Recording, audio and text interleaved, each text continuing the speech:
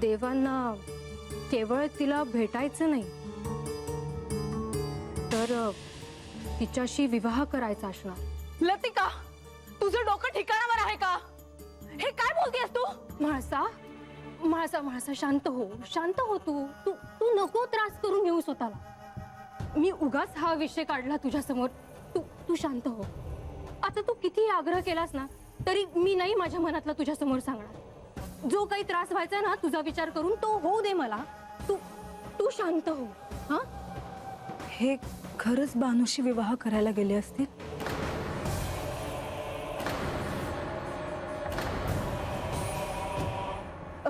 किती ग त्रास करून घेशील स्वतःला?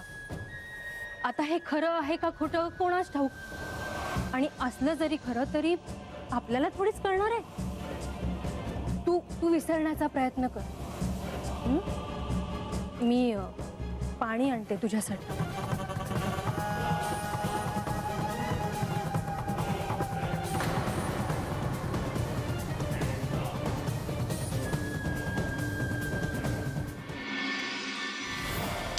नारायण नारायण।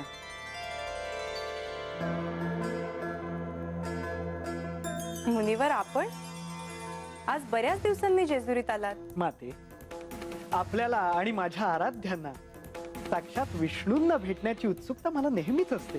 मग आता जेजुरीत कसं काय येणं केलं आणि कुठून आगमन झालं म्हणायचं? नारायण नारायण। चंदनपुरीहून एक अभूतपूर्व सोहळा अनुभवून आलो आहे। त्याचीच वार्ता आपण उभयतांना द्यावी म्हणून आलो। ही वार्ता नक्कीच श्री खंडेरायांबद्दल असणार। प्रभू, आपणापासून काय लपून राहिले आहे? आता श्री खंडेराय बानूकडे चाकरी करू लागले आहेत। मुनिवर, म्हणजे तुम्ही चंदनपुरीहून इथवर हीच वार्ता सांगायला आला होतात की? नाही प्रभू, मी तुम्हाला हे सांगण्यासाठी आलो होतो की श्री खंडेरायांनी बानूकडे चाकरी करण्यासाठी चक्क सगळ्यांसमोर तिच्याशी लग्न लावले। आणि गमतीचा भाग म्हणजे तिथल्या कोणालाही हे लग्न आहे हे कळले देखील नाही। मुनिवर, तुम्ही सारा वृत्तांत सांगितलात तर बरं होईल। सांगतो।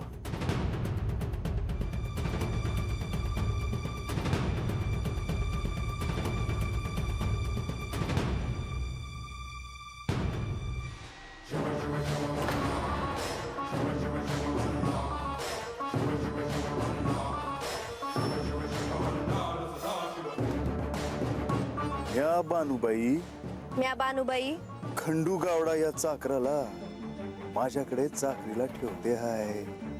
खंडू गावडा या चाकराला माझ्याकडे चाकरीला ठेवला। खंडू गावडाला 12 वर्षापासून चाकरीवरून काढणार नाही।